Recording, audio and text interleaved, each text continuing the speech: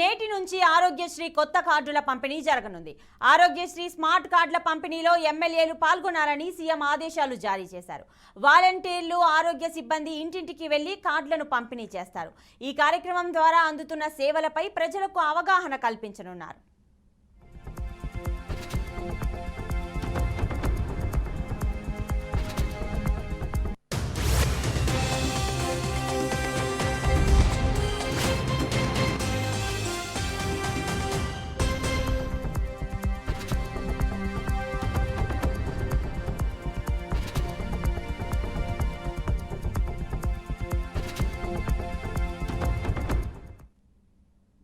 నేటి నుంచి ఆరోగ్యశ్రీ కొత్త కార్డుల పంపిణీ జరగనుంది.